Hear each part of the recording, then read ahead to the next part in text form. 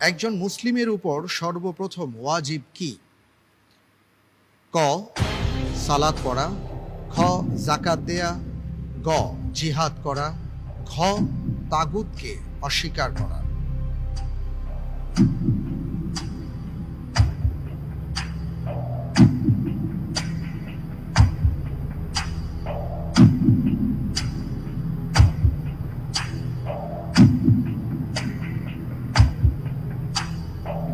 Chance দেওয়ার জন্য 50-50 chance চাচ্ছেন? জি 50-50 চান্স দেয়া হোক। জি। ক সালাত পড়া, ঘ তাগুতকে অস্বীকার করা।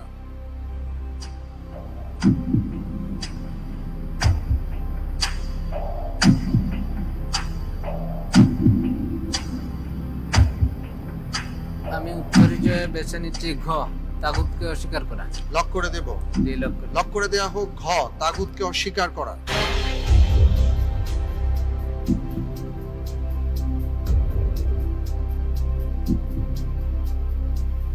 আপনি কি এটা অনুমানের উপর দিলেন নাকি না কোনো চিন্তা করে দিয়েছেন?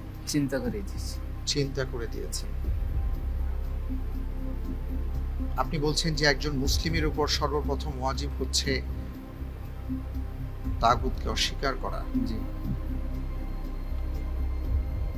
যদি তাই হয় তাহলে আপনার উত্তরটি সঠিক হয়েছে। আলহামদুলিল্লাহ। সূরা বাকারার 256 নম্বর আয়াতে আল্লাহ রাব্বুল আলামিন বলেছেন, ফামান ইয়াকফুর বিত-তাগুত ওয়া ইউমিন বিল্লাহ ফাকাদ ইসতামসাকা বিল উরওয়াতিল উসকা। জি আলহামদুলিল্লাহ। এবং প্রত্যেক নবী রাসূলগণকে এই বিষয়টিকে পরিহার করা অর্থাৎ তাগুতকে অস্বীকার করা, পরিহার করার আদেশ দেয়া হয়েছে। এটা অত্যন্ত গুরুত্বপূর্ণ একটি বিষয়। আমরা মুসলিম হওয়া সত্ত্বেও তাগুতের ব্যাপারে জানি না বা জানার চেষ্টা করি না, বুঝতে পারি না। এ প্রসঙ্গে আমি একটু শায়েখ আহমদুল্লাহ আপনার কাছে আসছি, এই ব্যাপারে একটু জানতে চাই যে তাগুত কাকে বলে এবং তাগুতকে পরিহার করার মাধ্যম উপায়গুলো কি কি? ধন্যবাদ আপনাকে। তাগুতকে পরিহার করা এটা মুমিনের জন্য সবচাইতে গুরুত্বপূর্ণ একটি বিষয়। কোরআন কারীমে আল্লাহ সুবহানাহু ওয়া তাআলা তাগুত এই শব্দটি ব্যবহার করেছেন সাকুল্যে 6 বার।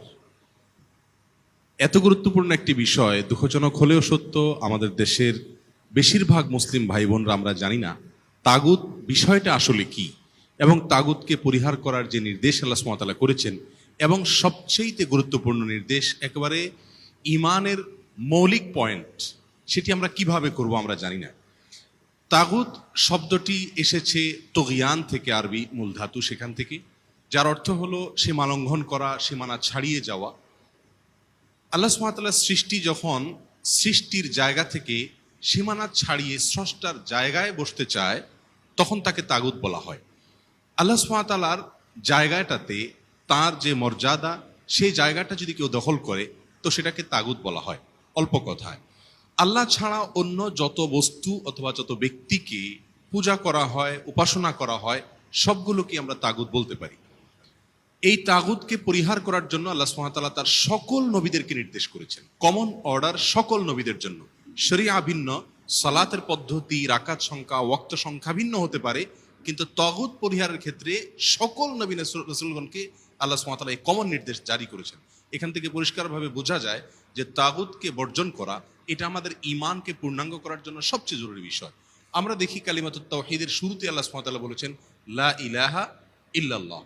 লা ইলাহা ইল্লাল্লাহ এই বাক্যটি কোরআন এবং সুন্নায় এসেছে।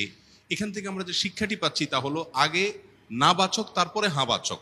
আগে তাগুতকে বর্জন করব, তারপরে আল্লাহ সুবহানাহু ওয়া তাআলার একত্ববাদকে আমি স্বীকার করব। তাগুতকে যদি আমি বর্জন না করি, আল্লাহ ছাড়া অন্য ব্যক্তি সত্তাকে আমি আল্লাহর জায়গায় আসন দিয়ে আসীন করে এরপর আল্লাহর প্রতি ঈমান আনলাম, তাহলে সেই ঈমান আমাকে কখনো আখিরাতের নাজাত পাইয়ে দিবে না। তাগুতের অনেক স্তর আছে।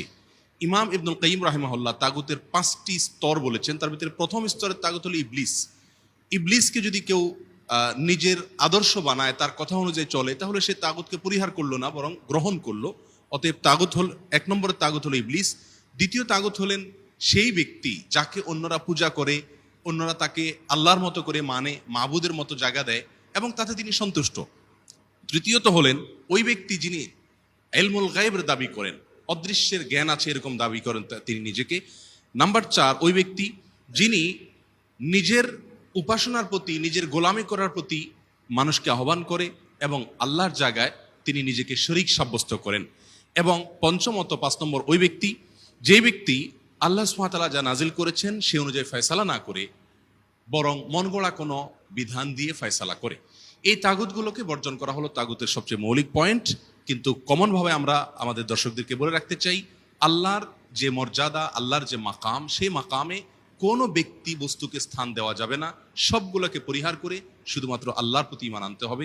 এ হলো তাগুতের প্রতি, তাগুতকে বর্জন করা, যেটি আল্লাহ সুবহানাহু ওয়া তাআলা নির্দেশ করেছেন কোরআনে কারিমে 6 জায়গায়, রাসূল আকরাম সাল্লাল্লাহু আলাইহি ওয়াসাল্লাম নির্দেশ করেছেন বহু জায়গায়। আল্লাহ তাআলা আমাদেরকে আমলের তৌফিক দান করুন। আমিন।